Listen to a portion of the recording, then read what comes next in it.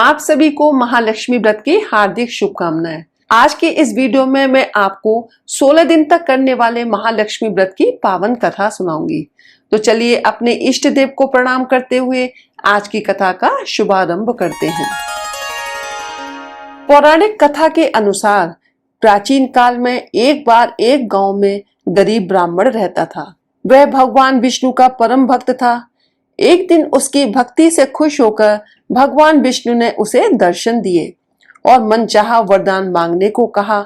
ब्राह्मण ने कहा कि उसके घर में हमेशा लक्ष्मी का वास हो। इस इच्छा को जानने के बाद विष्णु जी ने कहा कि उसे लक्ष्मी तो प्राप्त हो सकती है, लेकिन उसके लिए उसे थोड़ा प्रयत्न करना होगा। भगवान विष्णु ने कहा कि मंदिर के सामने एक स्त्री रोज आती है और यहाँ आकर उपले पाथती है। तुम बस अपने घर उन्हें आने का निमंत्रण देना। वह स्त्री ही देवी माँ लक्ष्मी है। अगर वह स्त्री तुम्हारे घर आती है तो तुम्हारा घर धन धान्य से भर जाएगा। इतना कहकर भगवान विष्णु अदृश्य हो गए। अगले दिन सुबह 4 बजे ब्राह्मण मंदिर के सामने बैठ गया और जब धन की देवी माँ लक्ष्मी उपले पाथने आई तो ब्राह्मण ने उन्हें अपने घर में आने का निवेदन किया। ब्राह्मण के वचन को सुनकर लक्ष्मी जी समझ गईं कि ये सब विष्णु जी का किया धराया है।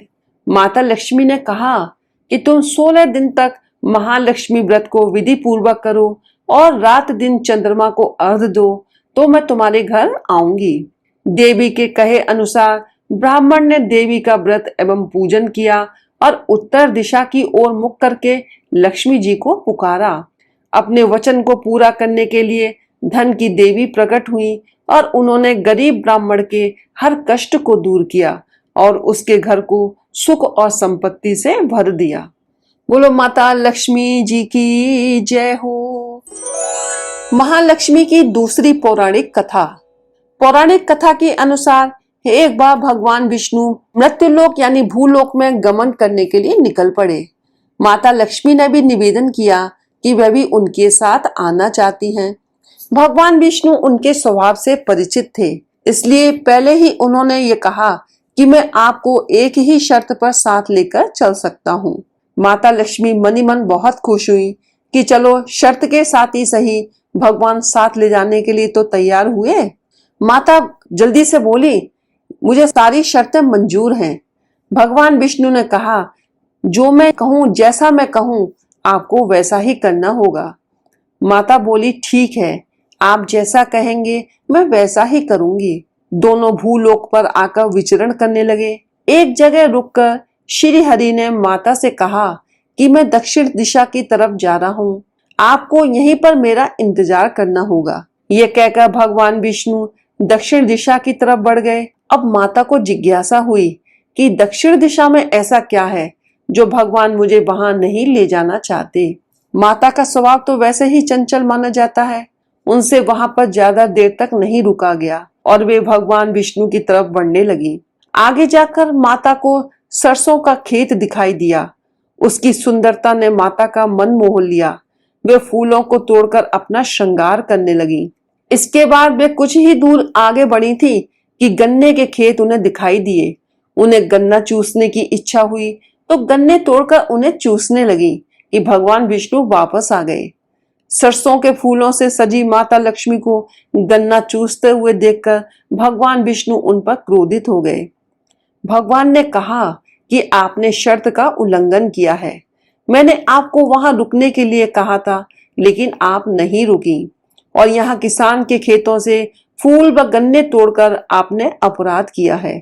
इसकी आपको सजा मिलेगी। भगवान विष्णु ने माता लक्ष्मी को 12 वर्ष तक किसान की सेवा करने का श्राप दे दिया और स्वयं क्षीर सागर चले गए। अब विवश माता लक्ष्मी को किसान के घर में रहना पड़ा। एक दिन माता लक्ष्मी ने किसान की पत्नी को देवी लक्ष्मी की प्रतिमा की पूजा करने को कहा और बोला कि इससे तुम जो भी मांगोगी तुम्हें मिलेगा। किसान की पत्नी ने वैसा ही किया। कुछ ही दिनों में उनका घर धन्य धान्य से परिपूर्ण हो गया। हंसी खुशी समृद्धि में 12 साल का समय बीत गया। जब भगवान विष्णु माता लक्ष्मी को लेने के लिए आए तो किसान ने माता को न जाने का हठ किया। इस पर माता लक्ष्मी ने कहा कि जो भी मेरी 16 दिन तक विधि पूर्वक पूजा करेगा वह उसके घर से कभी नहीं जाएंगी, लेकिन वह इस दौरान उन्हें दिखाई नहीं देंगी। वह एक कलश की स्थापना करे, उसमें कुछ धन रखे, यानी धन ही लक्ष्मी का रूप होगा। इस प्रकार 16 दिन तक किसान ने माता के बताए अनुसार पूजा करी, कलश की स्थापना करी और किसान का घर धन धान्य से पूर्ण रहने लगा। तब से लेकर आज तक 16 दिन के माता लक्ष्मी के व्रत प्रचलित हैं और उनकी पूजा करने की परंपरा चली आ रही है। बोलो माता लक्ष्मी जी की जय हो।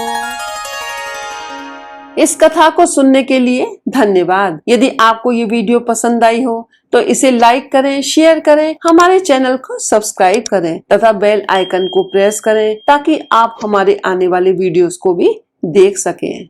हर हर महादेव, जय भोलेनाथ।